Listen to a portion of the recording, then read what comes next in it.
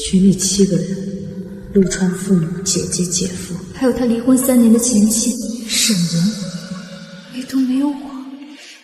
周日你爸生日，带着妍妍早点来，念叨你们好几天了。好烦，朋友圈又得屏蔽许唐。去年在他朋友圈看到公公生日，问陆川，他说一家人想低调吃顿饭，不用我特意赶去。原来那场家宴里根本没有我的位置。这个群存在2年多，聊过年行程、婆婆手术，甚至在我和陆川吵架后，讨论该怎么让我懂事。还是自家人最贴心。我看到了。陆川，我不算陆家人吗？你别想得太复杂。好。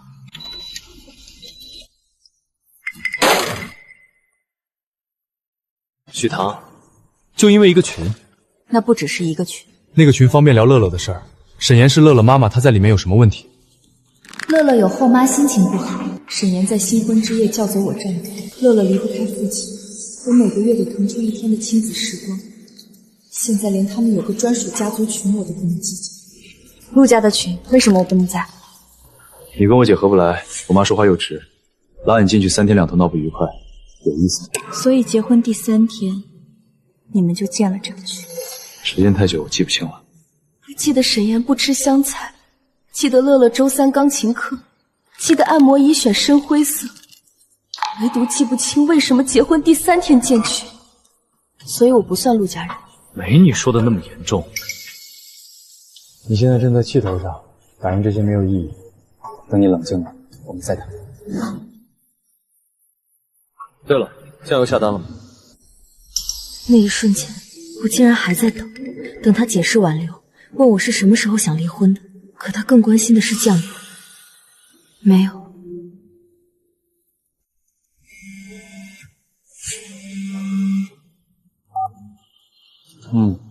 他知道了，闹脾气而已，不用管他，他会给自己找台阶下。无数次让步，让他笃定我会永远低头。可这一次，真的累了。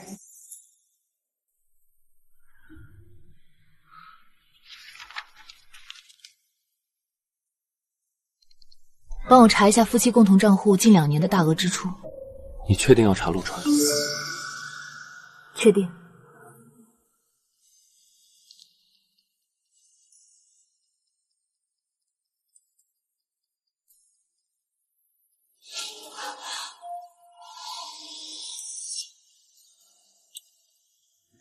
妈知道你看到群聊的事儿了，让我把你带过去，等会儿别摆脸色，让大家心里不痛快。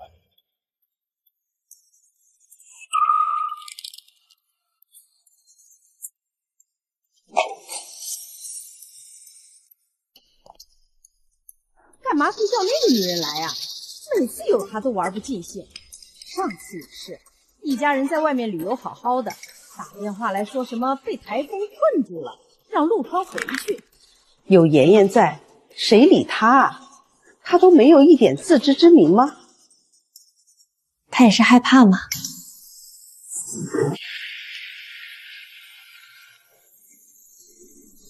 大家都困着，你就不能自己找个高点的地方躲躲？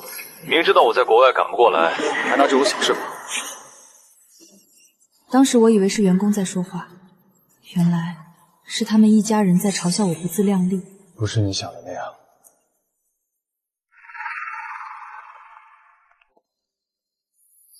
来了，坐吧。不是让你把我口红带上来吗？又忘了。那条翡翠项链是去年我送给婆婆的生日礼物。妈说颜色太浅，不适合她，就送我了。许小姐不会介意吧？离婚2年，她依旧叫婆婆为妈，没有人出来纠正。都是一家人，许唐没这么小气。别把情绪带到外面来。他哪次不这样？仿佛一切尴尬都是因为我不够懂事。奶奶，这是我们老师让画的全家福。乐乐画的真好，一家人整整齐齐。少画了许阿姨呢。爸爸说全家福画最亲的人就行。我什么时候说过？上次你教我画的时候呀。小孩子记错了，别当真。不当真。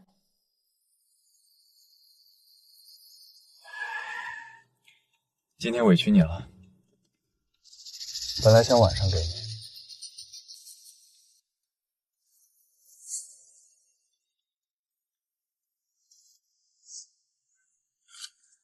乐乐学校下个月有亲子活动，他平时要见客户，太便宜的拿不出手。那我就拿得出手。你不是不喜欢太招摇吗？他说的很自然。所有伤害都有合理的包装，只要我计较，就是不识大体。那86万也是给沈岩买东西了。你查我账户？是夫妻共同账户。那笔钱是给乐乐买学区房的手续。为什么不告诉我？告诉你有什么用？你会同意？所以你知道我不会同意，还是转了。许棠，乐乐是我儿子，我不可能眼看他进不了好学校。我不想在停车场跟你吵，上楼再说。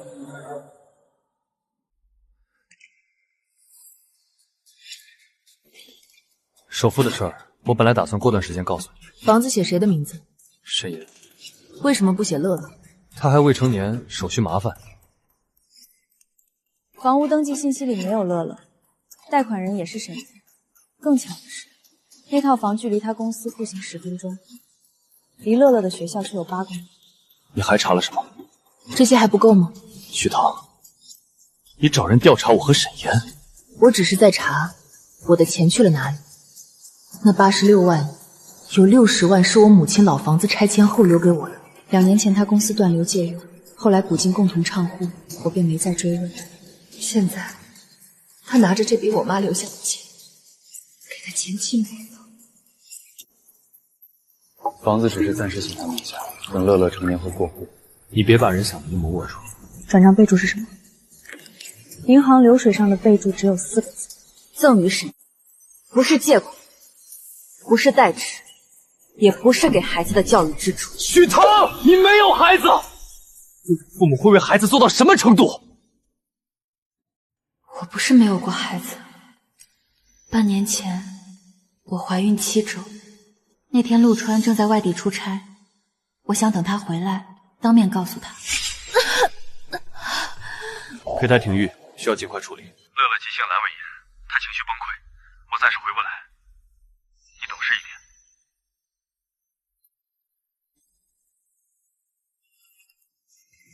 点。此刻才明白，是因为我潜意识里知道，就算告诉他，他也未必会选我。对，我不懂。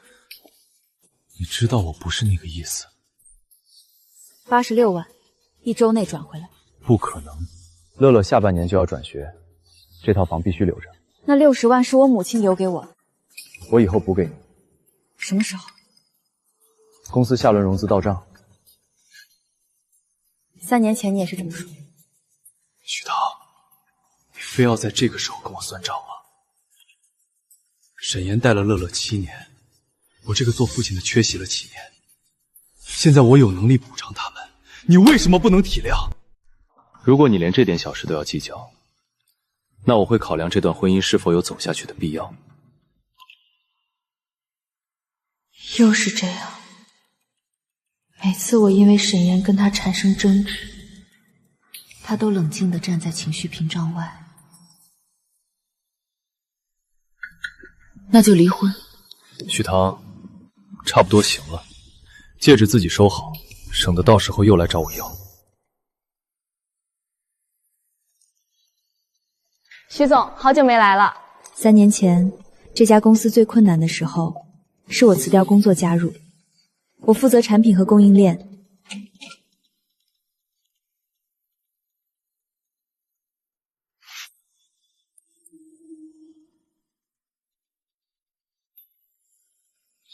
你怎么来了？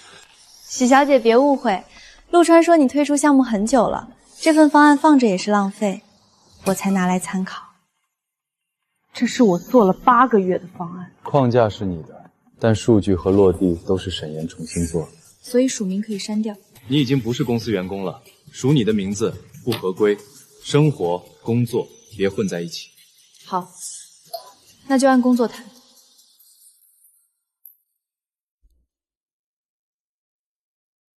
他没有回家，这是他对我的惩罚。从前每次冷战，他都会去沈岩家，我害怕想象他们发生互动，总是很快低头。但这一次，我不会了。公司在做融资，你现在查账会让投资人误会。依法行使股东权利，不需要你批准。明早我回去，我们谈谈。徐小姐，转账记录已经调取到，有聊天记录做支撑吗？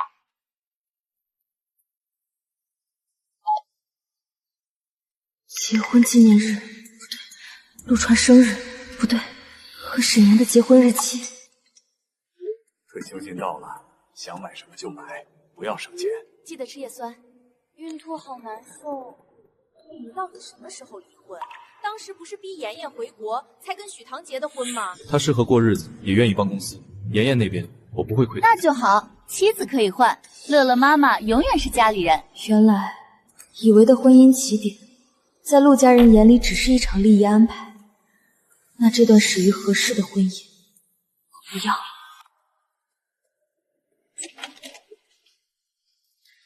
你喜欢的虾仁馄饨，趁热吃。他总是这样，冷战后用一顿早餐，一条不够贵重的项链，就想把裂缝轻轻盖住。陆川，我们没在一起的话，你会和沈岩复婚吗？这个问题有意思吗？是挺没意思的，所以离婚吧。许航，我退一步，不代表你可以得寸进尺。你所谓的退一步，是跟沈岩又有了一个孩子，在我们婚姻持续期间。你看我聊天记录了，他当年离婚时净身出户，我欠他。乐乐不喜欢孤独，才想再要个孩子陪他。每一件事他都有理由，所有理由加在一起，结论都是我应该算了，所以我就活该被委屈。许棠，你到底想说什么？我没时间陪你闹。我只是想知道，这2年里，我到底算什么？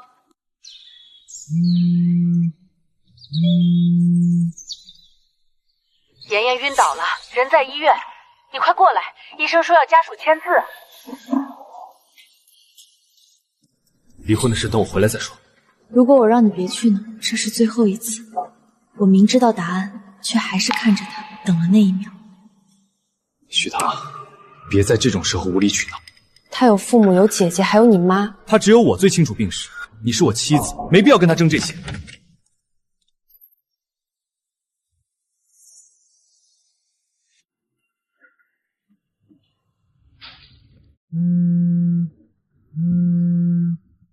喂，复制86万，2年内，陆川用公司咨询费的名义给沈岩转过147万。还有一件事，你最好亲自看。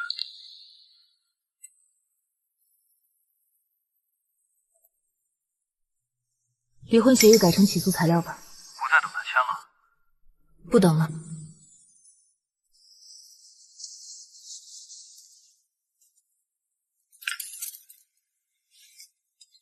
沈岩低血糖，已经没事了。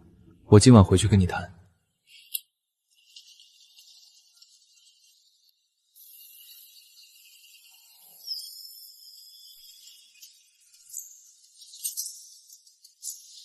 电梯门合上的同时，律师把离婚起诉书提交成功。别管他，知道了。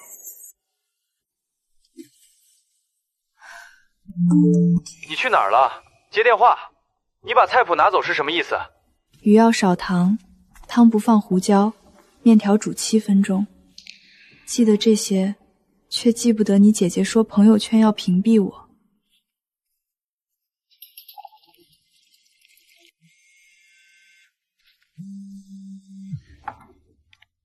你起诉离婚？对，就因为我去了一趟医院。起诉材料里写得很清楚。2年前的聊天而已，拿几句话否定婚姻，不觉得荒唐吗？那15%的收益权呢？每年给他的咨询费呢？提供过什么咨询？这是商业安排。那就在法庭上解释。撤诉，我们重新谈。86万马上转你，群也会拉你进去。不用了，钱要还，群不用见。你搬去哪了？与你无关。你是我妻子，怎么会无关？很快就不是了。你什么时候回来？到现在还在问什么时候回去，而不是问为什么要走。我挂了。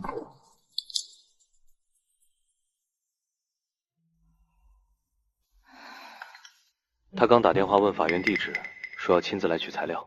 质问、解释、挽留，每一步都在怪我无理取闹，却始终没问过一句：这2年我过得好吗？不过这里比住了2年的那个家更像家，至少没有全家福里那个没有我的位置。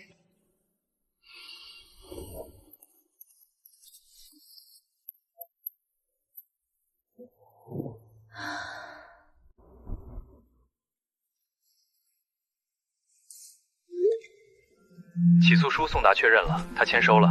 今天上午他打了我3个电话，还在公司门口堵我，问你住哪儿。我让他自己去法院要宋达地址。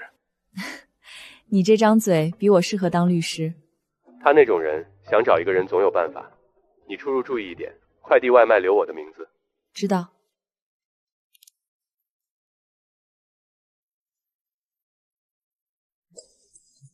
废话！你闹够了没有？你真……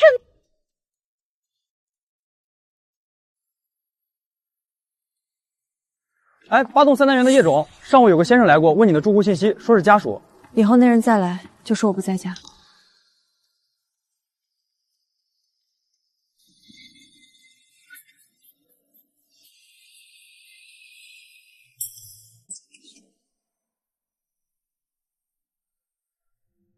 他回来了，一个人在书房坐到现在。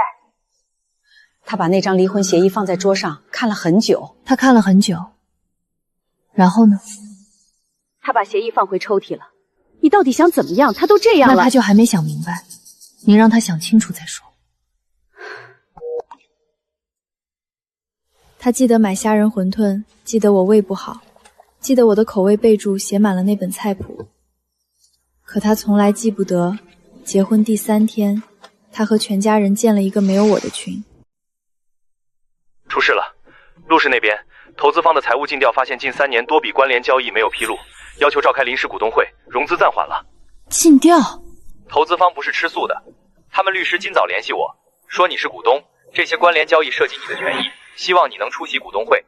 这是他们递过来的橄榄枝，也是自保的刀。投资方自己查出来的？你起诉之后，他们怕那笔钱和沈岩的咨询费扯出更大的雷，先动手把账封了，想定性成陆川个人问题，把自己摘出去。那家公司的账本来就经不起查，但起码他们愿意站在查清楚这一边，对你有利。股东会那天你要出席吗？我是股东，不是旁听。3年前公司最困难的时候，我辞掉工作连轴转，把产品线搭起来。我以为那也是我的公司，结果他们拿我的钱养着另一个你。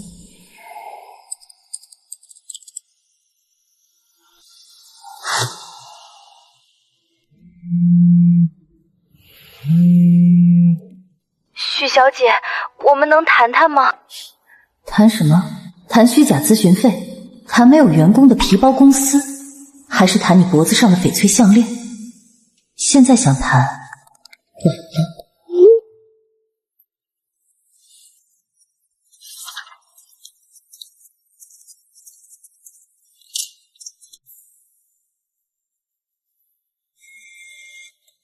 许小姐，咨询费的事儿我可以解释。你收到过多少？我只想大家都体面。体面不是靠藏出来的。那些钱是陆川说要给乐乐存的教育基金，他说走咨询费的名目，方便入账。你信了？我信了。他说是财务安排，我签字就行，从来没看过那些合同。沈岩，教育基金会打到一家没有员工、没有业务的咨询公司账上吗？许小姐，我不是不知道，我只是觉得他欠我和乐乐的，总该还一点。那是他欠的，不该用公司的钱还，更不该用我的钱还。他欠他和乐乐的，凭什么用我母亲的拆迁款还？刚结婚时他说沈岩带孩子不容易，能帮就帮你。原来他说的帮，是把钱都往他那边搬，一笔一笔我都要算清楚。沈岩名下咨询公司的注册资料，你收一下。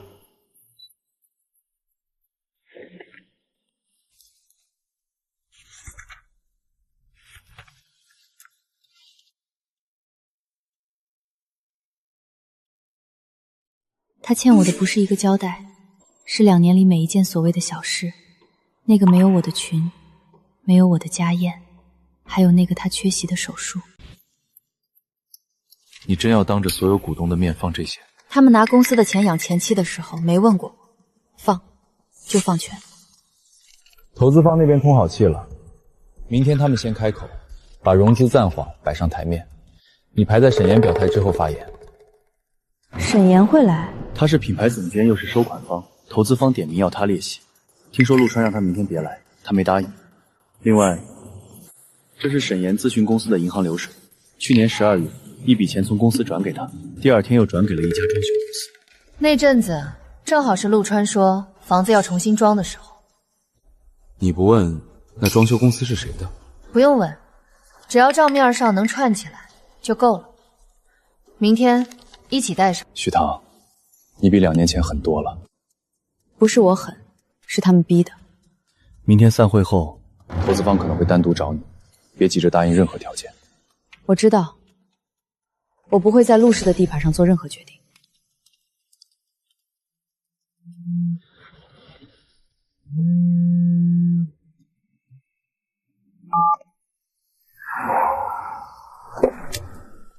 现在打电话是想求我留点情面，还是想掩盖那些钱？可惜我等了2年的解释，你已经错过了。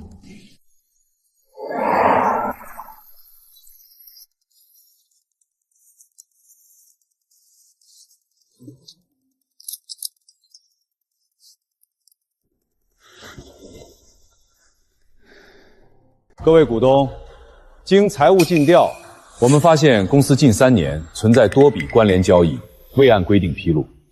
基于审重原则，本轮融资暂缓，待审计结果出去后再行评估。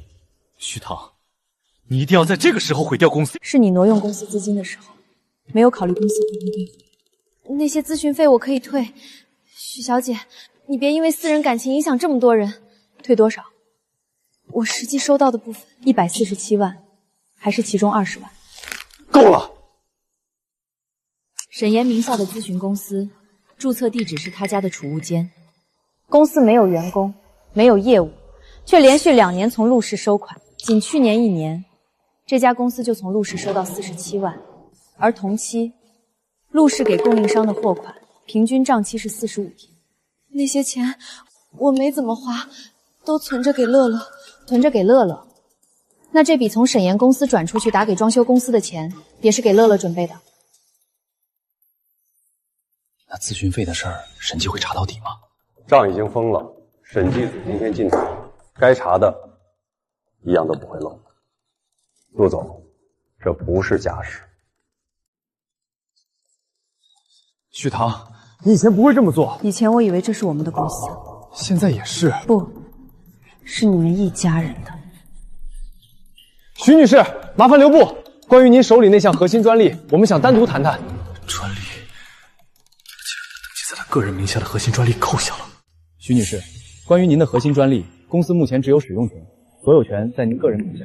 我们想谈一个合作，专利授权或转让的优先权给到我们，价格好商量。你们是代表谁谈的？代表投资方，也代表我们的诚意。我考虑一下，看条件。徐女士果然爽快，那我等您消息。投资方那边说，陆川今天下午去找他们了，想把专利的事压下来，说是公司资产。投资方只回了一句：“徐女士是权益人，想谈直接找她。”陆川气疯了，后着说：“他是权益人，那项专利是公司立项出钱做的，他不过是挂了个名。”我直接怼他：“专利从立项到验收都是许棠个人的名义，他那时候忙什么去？”在那头憋了半天，说了句我知道了就挂。那项专利立项的时候，陆川忙着应酬，说研发的事儿我全权负责。他信我，我信了他这句话，也用这句话给自己留了退路。他还会来找我的，大概吧。不过下次陆川来找你，可就不是为了专利了。对了，投资方提醒你，专利的事儿他们很有程度，你别全让陆氏占了便宜。我知道专利是我的，我有分寸。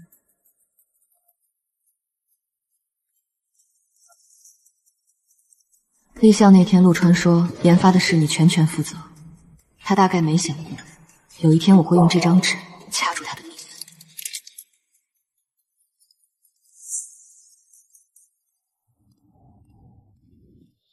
许唐，专利的事，你是要谈专利，还是要谈我？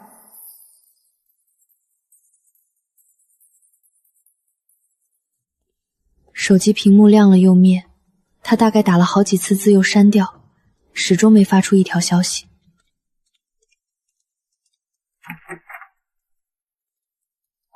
徐姐，那位先生又来了，托我把这个转交给你。欠我的钱还回来是理所应当，不值得我说一个谢字。那先生托保安送来的，说是你用了3年的旧碗，怕你胃不好喝不了热粥，连碗都不要了。留着它，我怕自己心软，原样带回去还他。连碗都不要了，3年里的最后一点念想也断了。碗送过去了，陆川没接，说碗是你的，不要就先留着，等哪天想要了再还。告诉他，不会再有那一天了。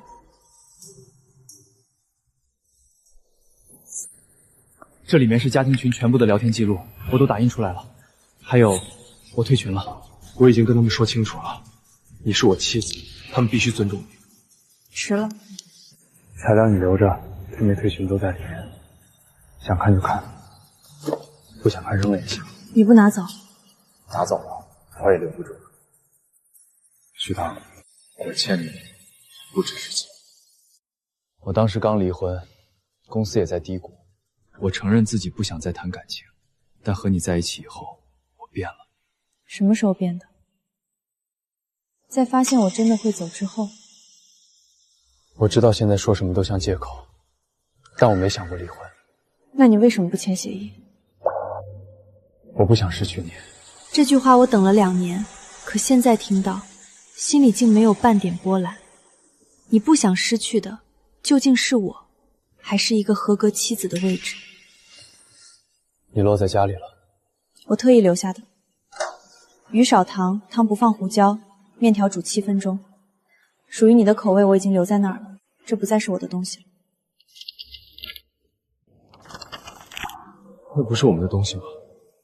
不是。什么时候的事？半年前。你为什么不告诉我？那天你在陪沈岩和乐乐。你大概想起来了吧？那天你说乐乐在手术，沈岩撑不住，你说我只是肚子疼，别添乱。护士问我家属呢，我说没有家属。那天你一个人在医院签字的时候手抖了吗？护士让我深呼吸了3次才把名字写完。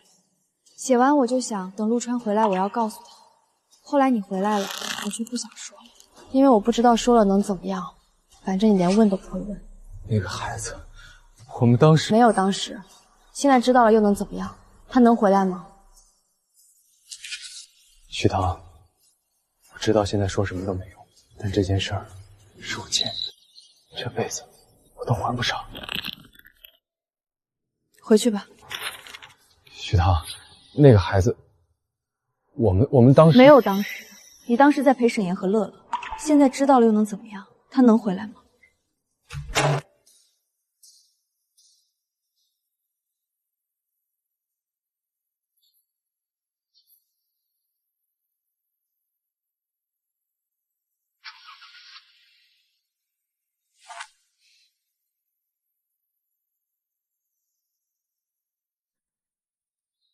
陆川给我打电话了，他问我，你那天做手术的时候是不是很痛？陆川给我打电话了，他问我，你那天做手术的时候是不是很痛？他说他翻出了那天的通话记录，7分05秒，他说了46个字，没有一句是问你疼不疼。他说这些的时候声音在抖。那段通话记录我也存了半年，我听过无数遍。他问我吃没吃饭，让我别闹了。唯独没问过一句我疼不疼。川儿，出来吃饭了。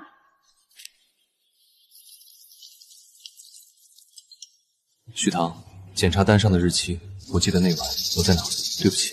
那又怎么样？对不起这3个字太迟了，也太轻。糖糖姐，陆川真退了家庭群，他今天当着全公司的面说了一句她是我妻子，你们把他当外人2年了，然后就退群了。你婆婆打了一下午电话他都没接。我知道了，谢谢你告诉我。这句话你要是早说2年，我也不会走到今天。他退群了，你什么感觉？他该退的不是群，他该把群里那2年一笔一笔还给我。对了，你婆婆下午给我打电话，问能不能约你见一面，她说她道歉。她道歉是因为我做对了吗？还是觉得道个歉，我就能回去继续当那个懂事的儿媳妇？糖糖，妈知道错了，你回来，咱们一家人好好谈，行吗？妈，沈岩的事你知道吗？你不知道的话，去问问他。为什么问这个？我想知道这个家里到底谁在装糊涂。你婆婆刚才在电话里哭了。她哭是因为她知道装糊涂装不下去了。许棠，你变了。我早该变了。结婚第1年他住院，我照顾了1周。他说我是个好孩子。后来沈岩回来了，他就开始说还是自家人贴心。我替他跑过那么多趟医院。他一句知道错了就想一笔勾销，那个没有我的家庭群，我早就退干净了。我后来才知道，原来结婚第3天，他们建群的时候就没有我。这2年我在那个家里到底算什么呢？双方是否有和好可能？没有。有。许棠，再给我3个月。3个月后呢？我会处理好沈岩公司的账，还有我家里人的态度。处理好是让他们接受我，还是停止伤害我？陆先生，你同意离婚吗？不同意，只要还没判，我就不会签。如果徐女士坚持，只能进入诉讼程序。那就诉讼。许棠，你说不想失去我，可这2周你想过怎么解决沈岩的事儿吗？想过怎么处理公司的账吗？你只想让我等，却没想过你已经没有资格让我等了。3个月，就3个月行不行？沈岩那边我会处理干净。你连怎么处理都不知道，就让我再等。陆川，你刚才说的3个月从什么时候开始算？你答应了。我问的是从什么时候开始算？是从今天，还是从你退群那天，还是从你把86万转回来那天？你看，你自己都不知道。你的3个月是从你方便的时候开始算的，不是从我做决定的时候算的。那就诉讼。调解员，麻烦安排下一步程序。许棠，许棠，陆先生，你的送纳回照还没签。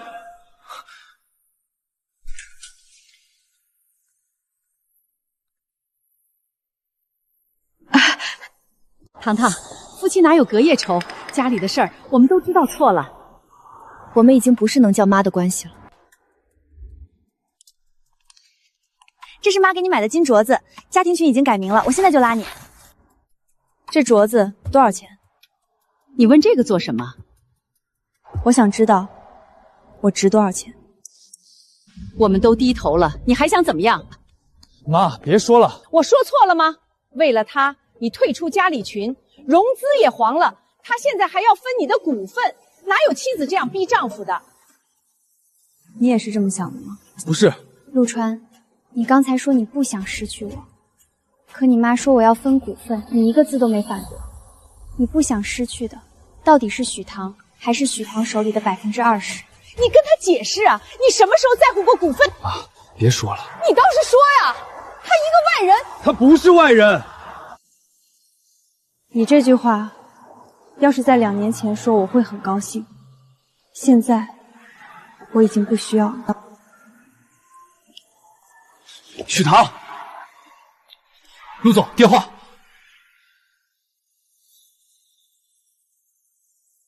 每一次说舍不得我，最后都会被公司的事牵走。你舍不得的从来不是许棠这个人。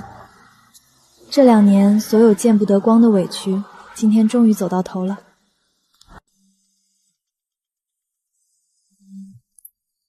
按目前审计结果，你的股份至少值3200万，陆川想用800万回购。拒绝。那项核心专利呢？开放竞价。你想好了？专利要是放出去，陆氏就真的慌了。他们慌是他们的账经不起看，不是我的错。陆川会来找你的。他找过我很多次了，每一次都是为了公司的事。这一次可能不一样。他今天下午去了一趟沈岩那儿，我托人问了，他走的时候把当年那15%收益权的协议拿走了。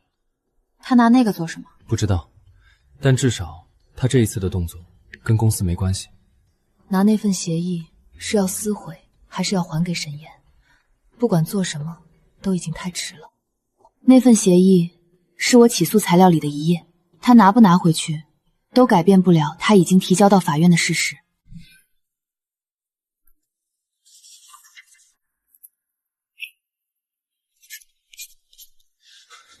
许棠，专利不能卖给他们。为什么？那是我们一起做出来的。署名的时候，你说我不是公司员工，被签下去，公司就完了。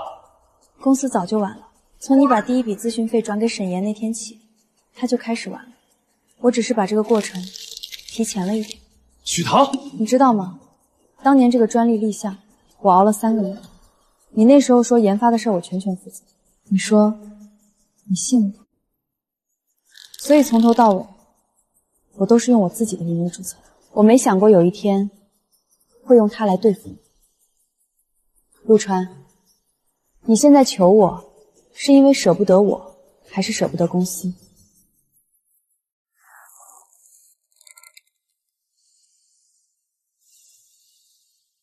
你不说，我替你说，是公司。专利可以不卖，但我有条件。什么条件？第一，专利授权由我指定，陆氏不再独占。第二，我的股份按公软价值回购，不议价。第三，离婚协议现在签。前2条我答应，第3条再给我一点时间。一点时间是多久？我保证，我会处理好沈岩那边。你处理沈岩跟我签离婚协议是2件事儿，你到现在还是把2件事混在一起谈。你不想签，不是因为沈岩没处理好，是因为你还没想明白，你要的是我，还是你想象中的那个家。许棠，你到底要我怎么做，你才肯信我？等你学会不为难我的时候。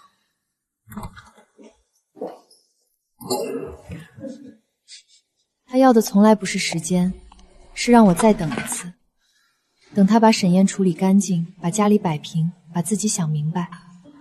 可我等了2年，等来的只有一次又一次的再等等。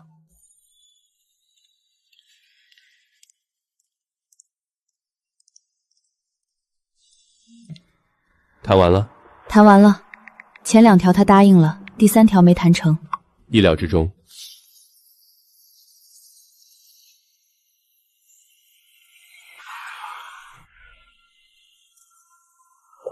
2年前领证那天也是这样的阳光，那时候我以为这辈子都会跟这个人走下去。到哪儿了？材料我看过了。沈岩那边你准备怎么办？他辞职了，约我见面。你去吗？去，他欠我的，该清一清了。行，有事随时找我。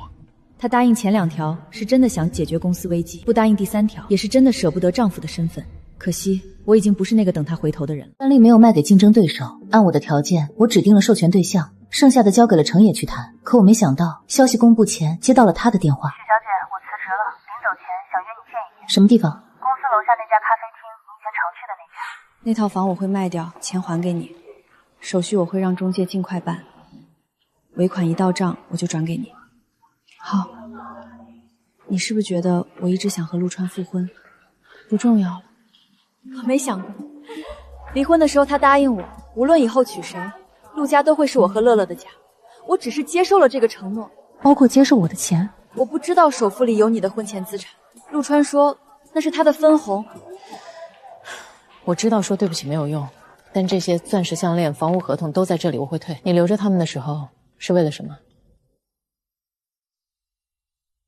因为那让我觉得，我虽然离婚了，还是赢了。沈岩，我们之间不是谁赢了谁输了的事，是你欠我的钱，和你欠你自己的道理。那套房，其实当初看房的时候，我知道首付里有一笔钱不是陆川的，他说是你母亲留下来的，他借来周转。你知道，我不知道那是你的婚前财产，我以为是你同意借给他的。许小姐，我从来没想过用你的钱给乐乐买房子。那笔钱，他有没有说过什么时候还？他说公司周转过来就还，可他周转过来了也没提过。他还跟你说过什么？他说等乐乐大了就把房子过户给他。他还说他不会亏待我和乐乐。他确实没亏待你们，他亏待的只有我。沈岩，谢谢你今天跟我说这些。我知道你被屏蔽过，那个群我知道你被屏蔽过，从你结婚那天起你就不在里面，我知道。为什么不提醒我？因为那让我觉得，我虽然离婚了，还是赢了。许棠，对不起。你不用跟我道歉，你该道歉的不是欠我一句对不起。你欠我的是那2年陆川从我这儿拿走塞给你的钱，你欠你自己的是你明明知道那个群在孤立我，却选择冷眼看戏满足虚荣。前者你还了，后者你慢慢还。许小姐，陆川那天去医院不是因为我低血糖，是他妈骗他的。他想让陆川错过跟你谈离婚，好让你们继续拖着。可是到了医院之后，他知道我没事儿，还是留了2个小时。他留2个小时做什么？他在问我，当年为什么离开他。原来不是敷衍，是他从头到尾都没真正在意过我。我最后一点尚未愈合的伤口，终于安静地结了疤。沈岩，你自己也是当过妈妈的人，你该知道拿孩子当筹码，最后伤的是谁。半年前那个凌晨，我在手术同意书上签字，手抖握不住笔。他说在外地，乐乐阑尾炎，沈岩情绪崩溃回不来。后来我才知道，他当时就在本市。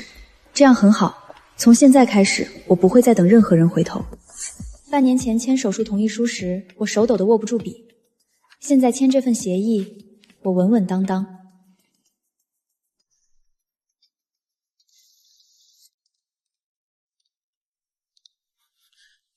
许棠，沈岩今天跟我说了一件事，他说那天你去医院，不是因为他低血糖，是你妈骗你的。那天我很乱，我只是想知道，是不是我一直都不会经营关系？得到答案了吗？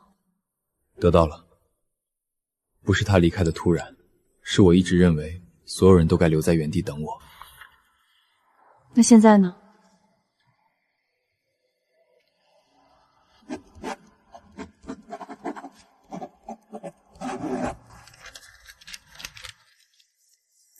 冷静期30天，30天后民政局见。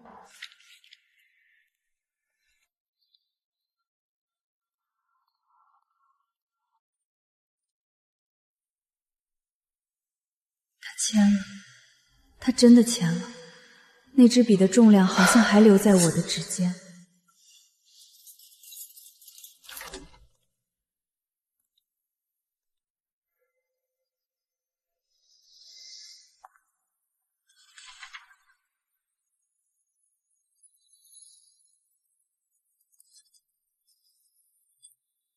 他签字那一刻，大概才真正明白，不是所有人都会留在原地等他。明天开始30天冷静期，30天后我就自由了。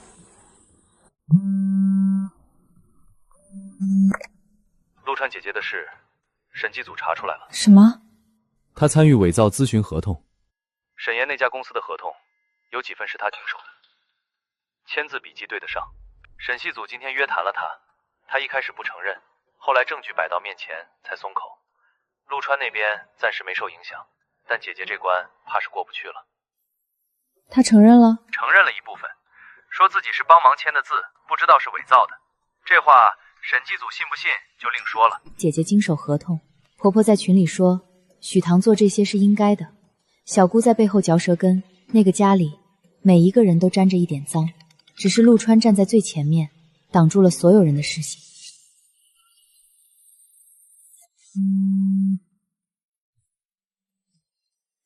糖糖，你姐的事儿，你能不能跟沈记说说？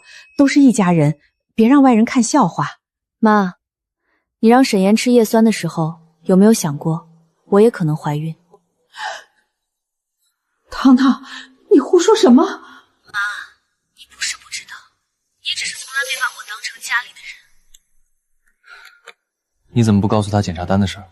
告诉他，然后呢？让他哭着道歉，我再原谅。我不想再用那件事儿换什么了。你变了。我早该变。那检查单的事，你打算什么时候告诉他？他已经知道了。上周调解前，菜谱夹页里调出来，他看到了。那他什么都没说。他知道之后，第2天就退群了。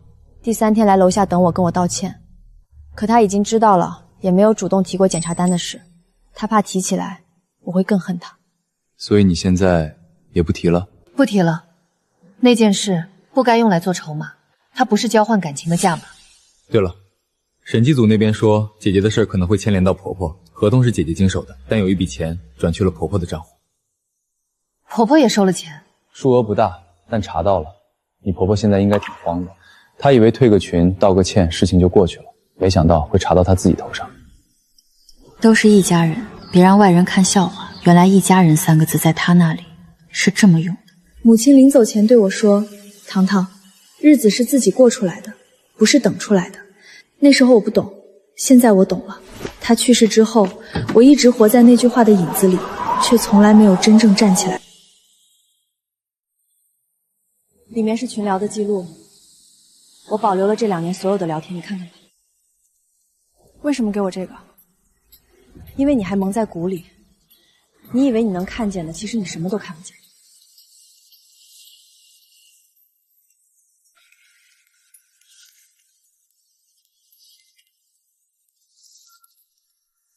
那个还留住，医生说胚胎发育不好，勉强不了。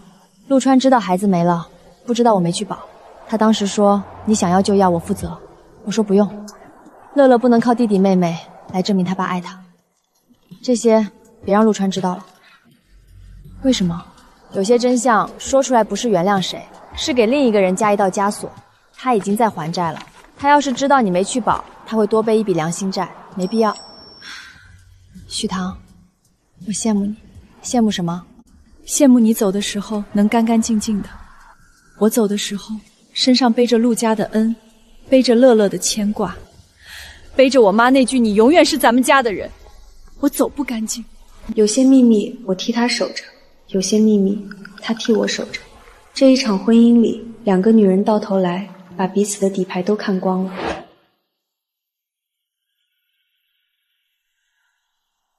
刚结婚那阵子，我和他也是这样。后来呢？后来他给别人蓄水了。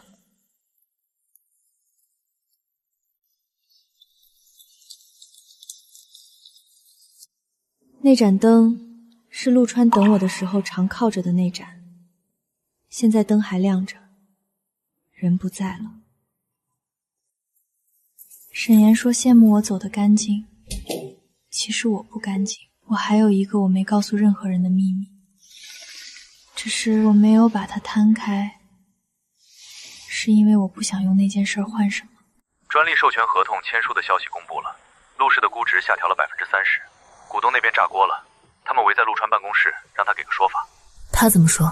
他当着所有股东的面，只说了一句话：是我的决策失误，与许棠无关。这是他第一次在所有人面前替我说话，以前每次出事，他都要先把我拉出来，说他不懂，他不是公司的人。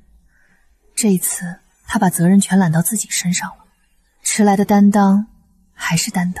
另外，沈岩的离职手续办完了，他今天上午走的，工牌放在前台，谁也没打招呼。听说他把办公室收拾得很干净，连抽屉里的便贴都带走了。他走得干净也好。你想念那碗馄饨了，可你连馄饨是我包的还是买的都分不清楚。那是我自己在菜市场买皮剁馅包了一下午的，你说好吃，后来我才知道沈岩也会包馄饨，你吃过很多年，那碗馄饨的滋味你从来没有尝出来过，我也不会再给你尝了。估值又跌了，你什么感觉？那家公司早就跟我没关系了，但他姐姐的事跟你有关系了。审计组查出来了，陆川姐姐参与伪造咨询合同，有好几份是她签的字。我拿到了审计出口，正好在你被换下方案那天。这是巧合吗？不是，那天他让我签保密协议，把方案交出去，然后把我从项目组除名。原来那一天他同时在做2件事，把我踢出局，把沈岩的公司牵进来。你打算怎么办？等审计结果，该来的都会来。这杯水跟我等他的这2年一样，从热的放到凉的，最后只能自己咽下去。明天要去跟授权公司的人见面，那是工作，不是战场。从明天起，我的战场不再是陆氏了。我从没想过有一天那项专利会成为我手里的刀，对着我架的人。可他没有给我别的选择，他给我的每一次选择都是让我退，让我忍，让我懂事。明天新的开始。审计结果公布了，147万咨询费全部收回，陆川被免去总经理职务，只保留普通董事席位。他姐姐因为参与伪造咨询合同被公司解聘，你自己看吧。陆川他姐今天下午冲进陆川家里闹了一场。闹什么？他说我是你姐，你为了一个外人连亲姐都不要了。陆川把合同复印件拍在桌上，问他：你和沈岩的咨询公司签的，还是和陆氏签的？他怎么说？他哭说那是为了帮妍妍，他就不说话了。你走吧，审计那边我听你说了该说的。他终于学会替人担责了，只是他替的是那个当初伪造合同把我踢出项目组的人。他不知道，签字的那天同时签掉的是他的婚姻。从那以后，我们之间就再也回不去了。姐弟一场，他做到这一步，也算仁至义尽了。他做了他该做的，剩下的事交给审计。家里的账我会一笔一笔还清楚。他说的账是钱，可他欠我的不只是钱，还有没让我进的门，没让我上的桌，那张没有我的全家福，和那个他缺席的手术。3年前公司最困难的时候，我投进全部积蓄，他握着我的手说以后加倍还我。现在他终于要还了，可是有些东西还不回来了。味道正好，他煮不出来的味道我自己煮出来了。这2年我在那个家里是不是也像这碗馄饨？他以为没有他我就吃不上一碗像样的饭。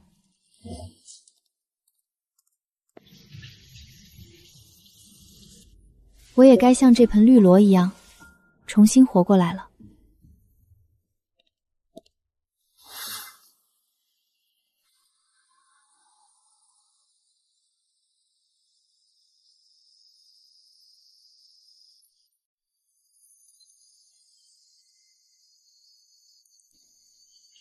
多回来吃饭，许唐做这些是应该的。妍妍有空问一句，我就知足。有妍妍在，谁理他呀？审计结果出来后，婆婆慌了，把责任都推给沈岩。沈岩没有争辩，只是把群聊记录原封不动地发了出来。那个没有我的家庭群彻底散了。糖糖，是我们陆家对不起你。爸，您不用道歉。以后别叫爸了，叫叔叔吧。那个教我下棋最重体面的老人，知道这个家留不住我了，也不想再拿称呼绑着我。在我被全家排挤的时候，他至少没有跟着一起。陆叔叔，保重身体。那套绝版的棋谱，我本来打算过年送他，现在提前送了。这次不是以儿媳的身份，只是一个晚辈，送给故人。糖糖姐，陆氏今天有几个人递了辞职信，说是要跟着你干，你那边要人吗？他们都是当年跟我一起做产品线的老人，我退居幕后之后，他们被明升暗降。先别急着辞，等我把新公司的框架搭起来，再找你们。到时候我请你们吃饭。好，我们等你。原来这个世界上还有人记得我的价值，愿意跟着我。徐女士马上就下班了，今天还能办理，明天就要重新排号。我等她。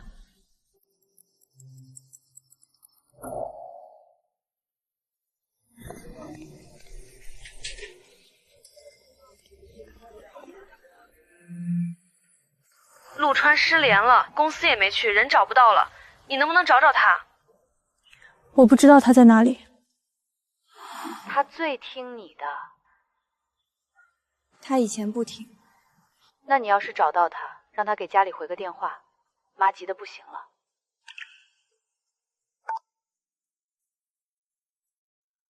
他说冷静期30天，民政局见，可他没有来。他是反悔了，还是出了什么事？我不知道，但我不会去找他了。他做砸了鱼，想说对不起，却说不出口。他大概想说我不在，他连酱油都放不好，一个人吃饭尝不出味道。可这已经与我无关了。他以前总说，等我学会了做菜，家里的饭就归我管。我一直以为那是许诺，现在才明白，那是安排。明天重新排号，我一个人去。刚才做了个梦，梦见他手忙脚乱地做饭，我想提醒他，却怎么也走不过去。醒来发现自己已经不在那个家了，这样很好。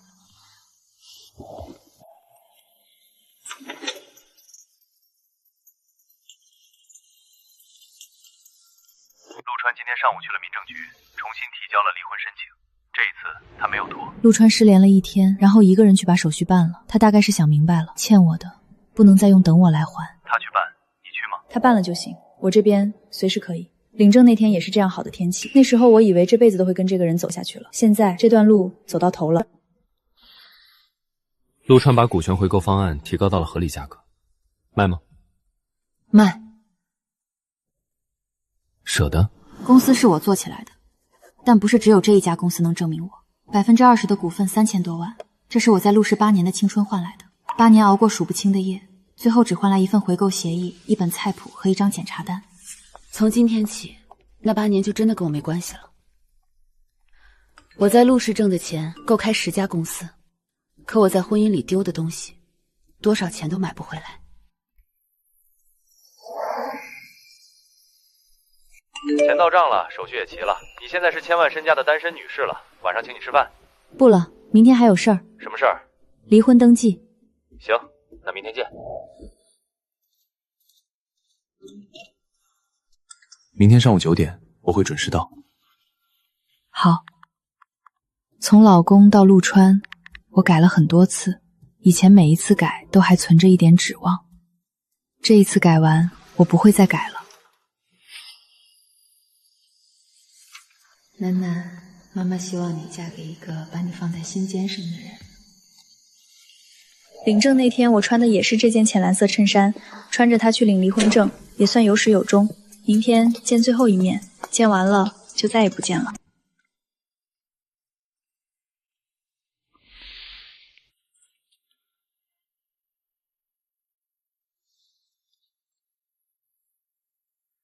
请88号到柜台办理手续。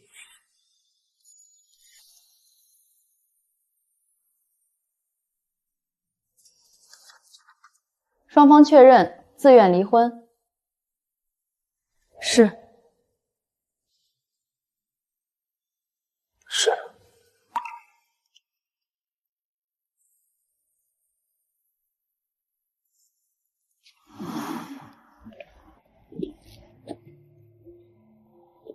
还给你。那碗红烧鱼我做了6次，还是不好吃。不好吃。以前总觉得你做这些很容易，后来自己做了才知道，光是把鱼煎不落地就要连好几天。鱼要先用姜片擦锅再下油，你大概没擦过。你以前跟我说过，我没记住。没关系，以后不用记了，习惯了就容易。许棠，如果有一天我真的学会了尊重一个人，学会先问再做，学会不把别人的付出当成理所当然，那很好，但那是你以后的人生了。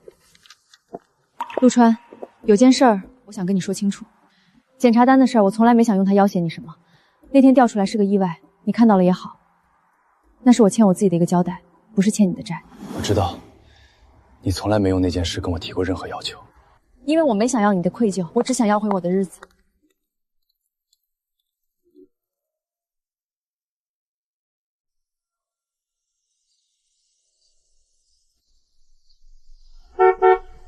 那个孩子，如果当时我回来了，会不会不一样？不会。我查过了，胚胎停折和那晚的电话没关系，我只是想听你说一句。当时很疼，医院走廊很冷，签字的时候手是抖的。都过去了，以后还会见面吗？公司手续办完，大概不会了。好。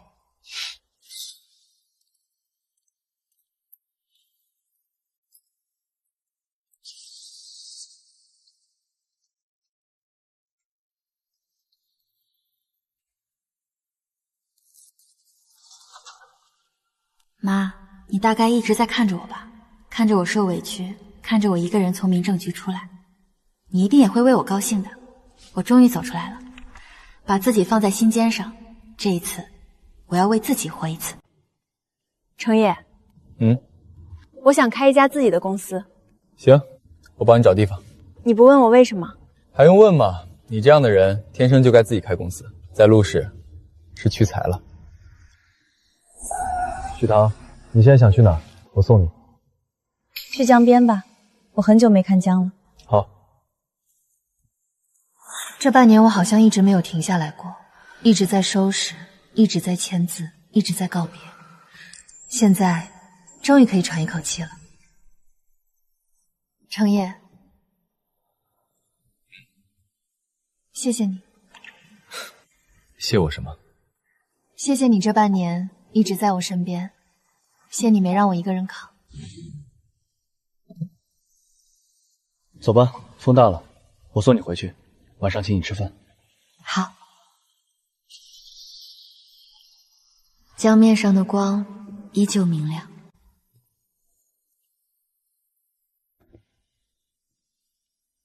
租金合适，离你以前的家很远。我忽然想起陆家2楼那个开满花的阳台，我每天浇水，它们开得很好，可我从来没在那个阳台上有过一盆自己的花。定了，不再看看别家？就这里。徐总，听说你要开公司，要人不？要，但丑话说在前面，新公司没有陆氏那样的福利。徐总，我们跟的是你，不是福利。陆氏福利再好，把咱们当人当看了吗？当年你被换下方案那会儿，公司上下谁不知道？可没有一个人替你说话。现在不一样了，所以我们都等着你呢。徐总，你那边一开张，我第一个到。好，我等你。就这里，定了。这栋楼没有电梯，6楼，以后搬东西得爬楼。你真想好了？想好了，爬楼还能锻炼身体。再说了，我做过供应链，最不怕的就是跑上跑下。帮我找个会计，注册公司的手续要尽快办。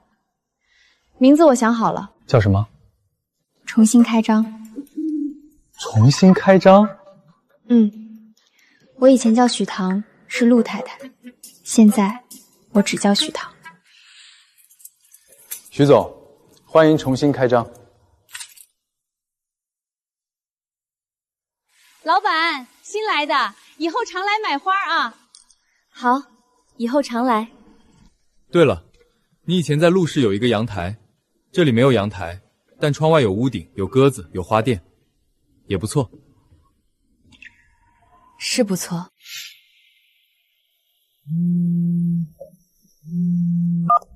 徐总，我这边也离职了，你那儿还要人吗？要，来面试。重新开张，第一批人7个，明天他就要有名字了。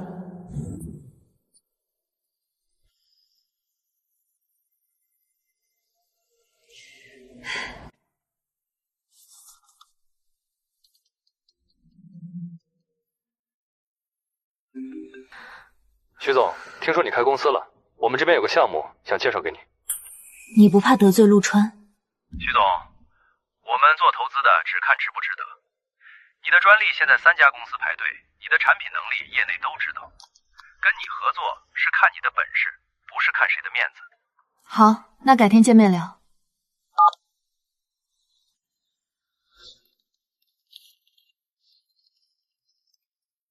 你猜他们为什么找你？因为我便宜。因为你那个专利现在抢手，他们想占个先手。不过，你的产品能力也是真的。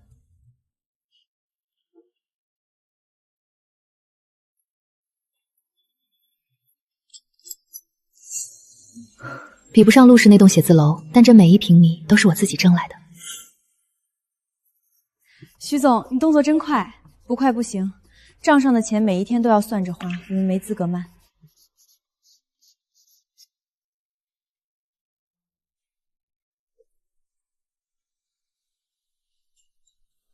徐总，第一单落地了，晚上庆祝一下。行，不过别去太远，楼下那家面馆就行。这么省？第一单还不值得大操大办，等咱们有了10单、100单，再好好庆祝。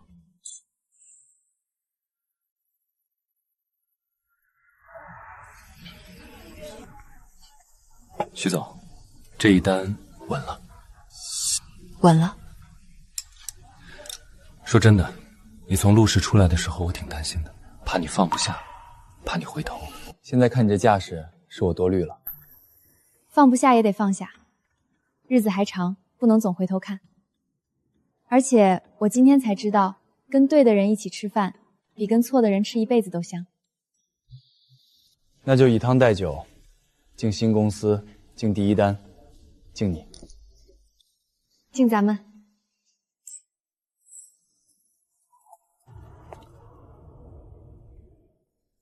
这个影子比半年前那个蹲在玄关叠衣服的影子值多了。我不求快，求稳。咱们这公司不是做一锤子买卖的，新公司要一单一单攒口碑。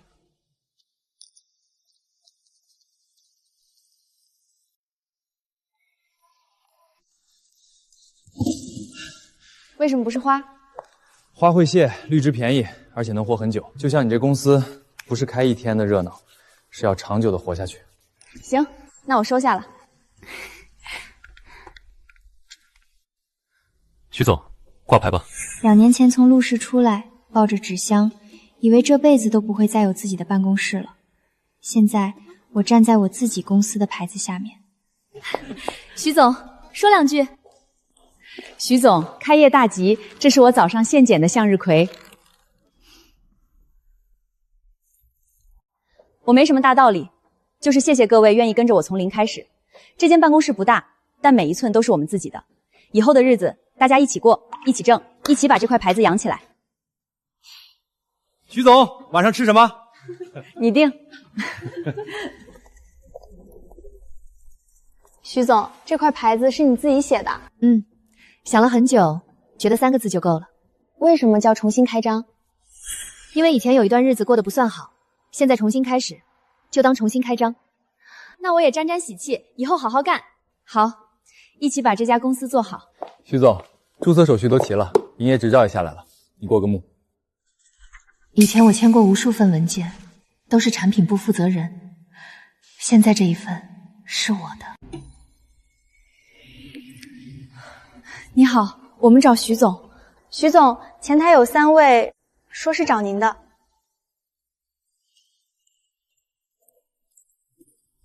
进来坐，别站着了。先说正事，简历带了吗？徐总，我们不是来叙旧的，是来应聘的。你们从陆氏出来，找过别的工作吗？没有，听说你开公司了，我们就直接过来了。我们商量过了，与其在外面找，不如跟着你干。你们不问问我为什么离职？你从陆氏出来，原因我大概猜到了。当年你被换下方案那天，我们都看见了。你抱着箱子从会议室出来，脸色白得吓人。可当时没有人敢说话。我们欠你一句道歉，欠了很久了。那天的场景我记得很清楚，我抱着箱子走过长廊，风吹乱了头发，我借着理头发的动作，才没让人看见我发红的眼眶。那你还用我们？我用的是本事，不是忠诚宣言。你们的产品能力，我信。先面试，过了就入职。徐总，谢谢你。别谢我，谢你自己有本事。老张，你那个供应链的案子我看了，做得不错。小李，你上次那个用户调研数据很扎实，都留下吧。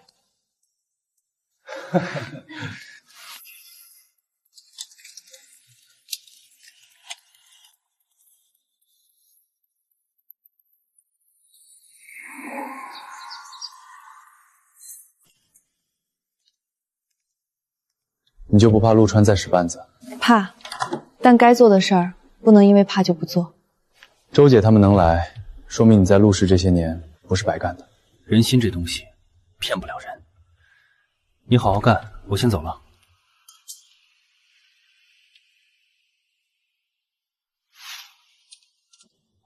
徐总，我整理了一份产品线的建议书。你刚来就开始干活了，闲着也是闲着。我在这行干了8年，还是喜欢做产品。徐总，你放心，我不会让你失望的。周姐，这里写的是把咱们第一个项目的周期缩短2周。我算过了，供应链那边我有熟人，可以快一点，质量我盯着，不会出问题。行，那就按你的方案来，要是成了，我请你吃饭。好，那我得认真干了。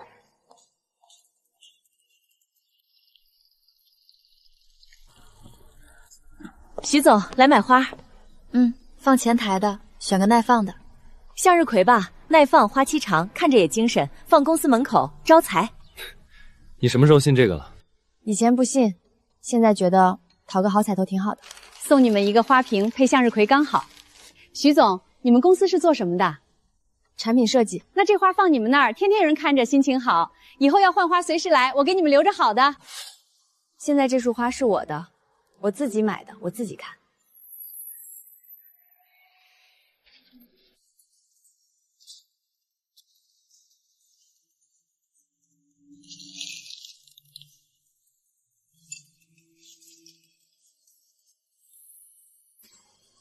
徐总，好看，明天我能再换一束白玫瑰吗？你说了算。徐总，那我明天真换啦。换吧，反正都是咱们的花，想换什么就换什么。以后前台的花你负责。这间小小的办公室越来越有人气了。徐总，楼下花店老板娘问我们要不要长期订花，每周换一束放前台，第1周免费当开业礼。好啊，1周1束，钱从公司账上出，前台的花算公司门面，但不能让人家白送。他做小本生意不容易，该多少给多少。他要是不收，我亲自去送。行，那我跟他谈个长期价。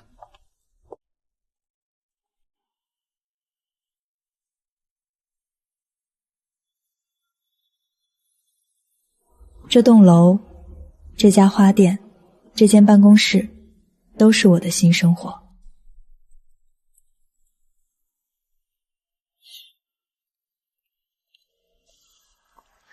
徐总，明天那束花我给你们留了最好的。好，谢谢。客气啥？你们公司天天有人来买花，我这小店也是沾了你们的光。夜风里带着花香，这样的日子才是我想要的。有花，有人，有事做。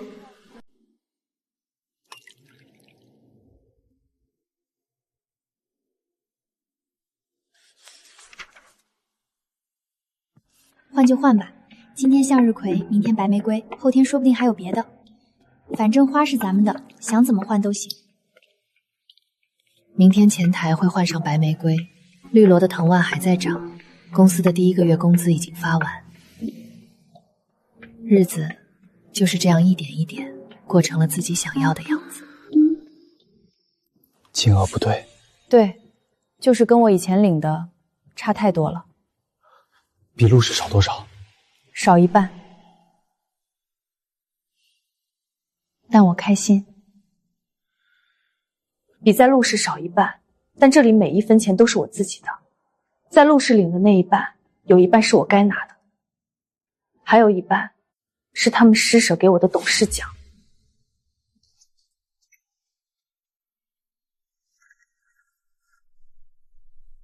徐总，这工资表上你自己拿的是最少的，大家拿的都比你多。我知道，公司刚起步，我拿少一点，大家就能拿多一点。等公司起来了，我拿的那份自然会涨回来。以前在陆氏，我永远拿的比应得的少，现在每1分钱都是我自己定、自己签、自己负责。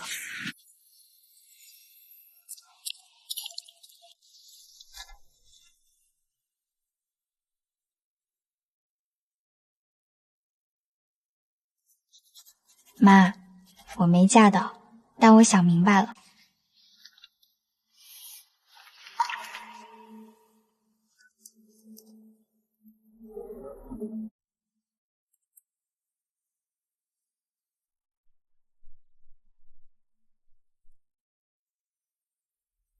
徐总，工资到账了，比陆氏还多，你算错了吧？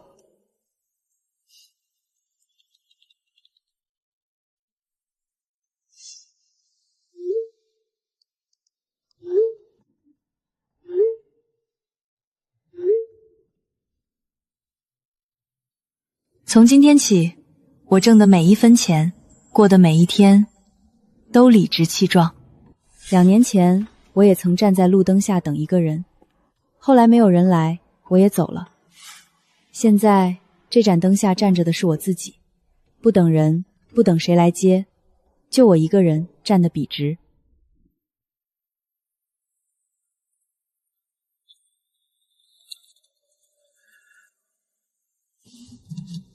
今天周五，酸奶第2件半价，要吗？拿1盒。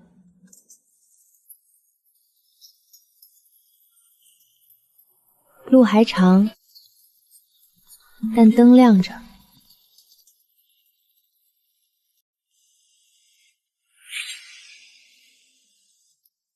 爸，糖糖，我说过叫叔叔吧。陆叔，您身体还好吗？好，棋谱收到了，谢谢你还记得我喜欢下棋。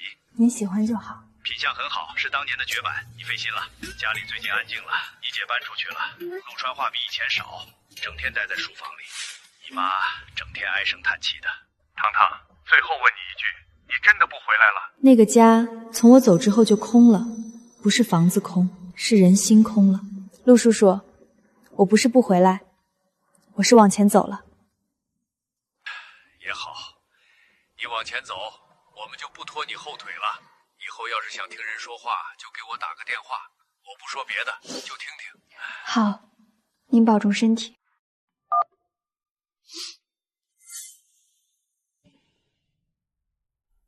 跟谁打电话？一个长辈。对了，明天有个客户要来，上午10点谈第2个项目，我约了他们总监。好，资料准备好了在桌上，明早我再过一遍。行，徐总早点休息。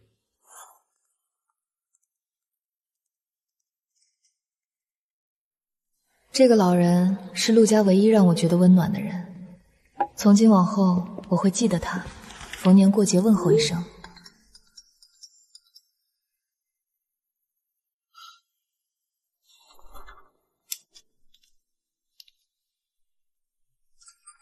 明天10点去谈第2单，这条路我会一直走下去。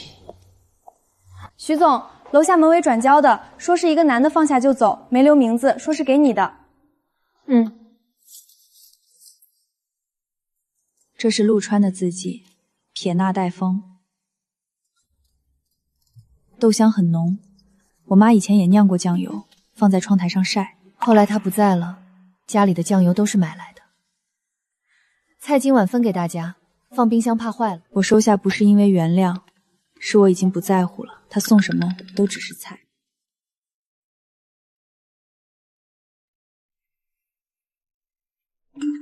他大概以为这样就能把欠的账还清一点，这大概就是这段关系最后的声音了。这样最好。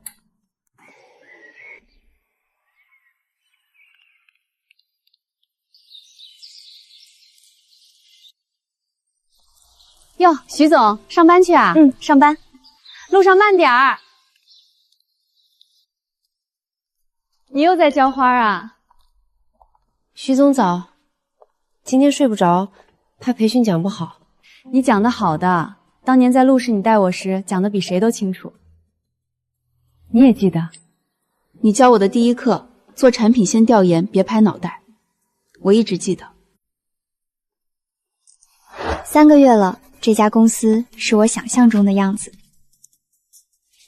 周姐，我下午去客户那边，有事打我电话。好，路上慢点。每一件都是我自己挣来的。徐总，你对这2盆绿植比对客户还上心。那不一样，客户是生意，绿植是日子。生意要用心，日子也要用心。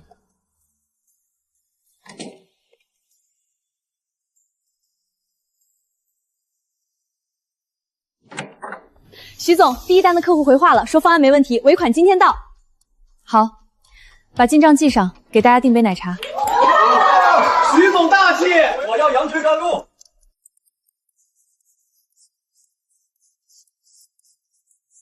你猜周姐刚才跟我说什么？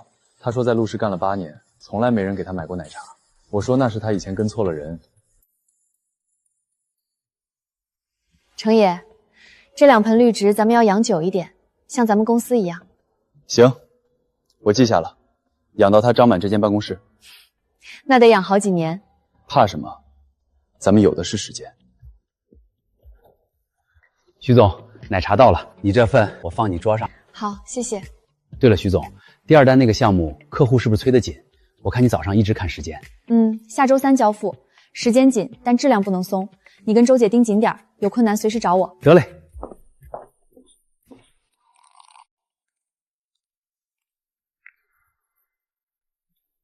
这盆绿萝长得真快，好养活，给点水，见点光就拼命长，跟咱们公司一样。是跟咱们公司一样。徐总，下班啦。你们公司那2盆绿植养得真不错，我隔着门都看见了，绿萝都快爬满墙了。好养活，给点水，见点光就拼命长，跟人一样。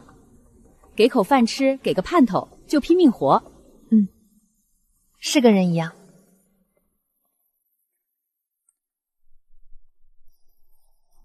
徐总，明天上午10点，第2单的客户到公司谈细节，你准备一下。好，资料我晚上再看一遍。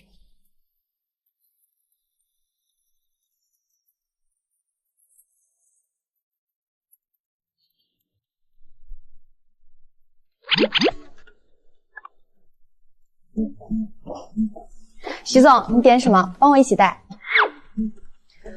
加了一份牛肉面，你吃什么？跟你一样。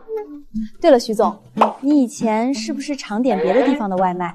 你刚来那阵子，我看你打开外卖，手指总会在列表上停一下，像是在找什么，然后又往下滑，后来就顺了。以前有一个地址，现在不用了。那就好。是他吗？用完就彻底翻篇了。它不是定情信物，也不是和解的记号，就是一瓶普通的酱油。它不是定情信物，也不是和解的记号，就是一瓶普通的酱油。他送我就用了，用完了就完了。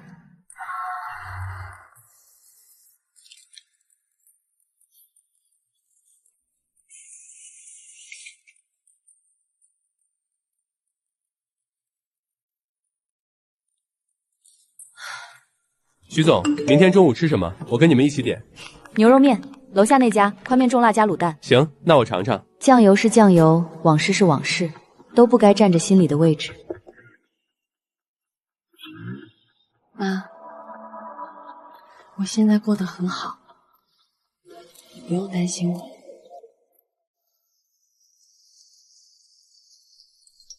明天早上9点，新员工培训，老板亲自带。程总，老板让你滚，你明天还来吗？来，蹭早饭。没有谁规定只有姓氏相同、住在同一所房子里才算一家人。他们没有一个是我的亲人，可他们比亲人更像家人。徐总，明天培训几点开始？9点，你来带第一个环节。我行吗？你当年在陆氏带过新人，怎么不行？你比谁都行。行，那我明天早点来。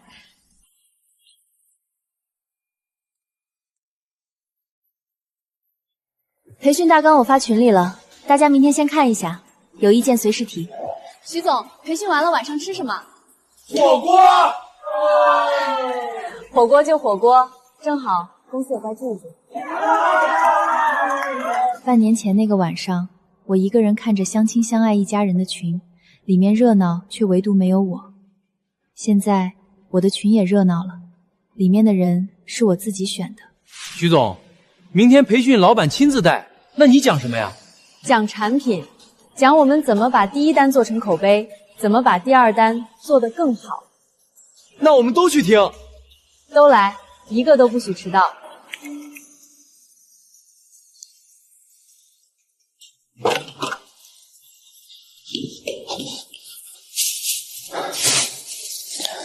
徐总，酱油没了，要不要点一瓶？点吧。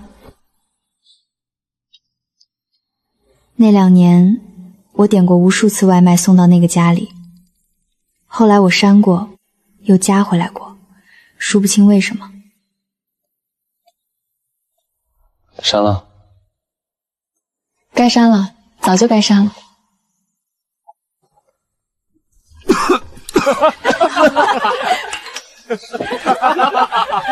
爸说谢谢你，他最近身体很好。徐总，你家庭群的邀请还没通过呢，大家等着发红包。什么家庭群？没有谁规定只有姓氏相同、住在同一所房子里才算一家人。老板先发，别装没看见。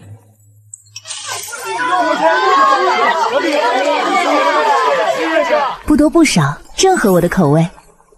都吃饱了没？不够再点。够了，够了。徐总，明天你亲自带培训，讲什么？讲产品，讲怎么把第一单做成口碑，第二单做得更好，然后我们一单单做下去，把这家公司做成大家都能抬头挺胸的地方。徐总，你这话我信，我也信。那就敬明天。敬明天。那栋亮着灯的写字楼，我的公司在那里，我的日子也在那里。这一生从现在开始，才算真正开始。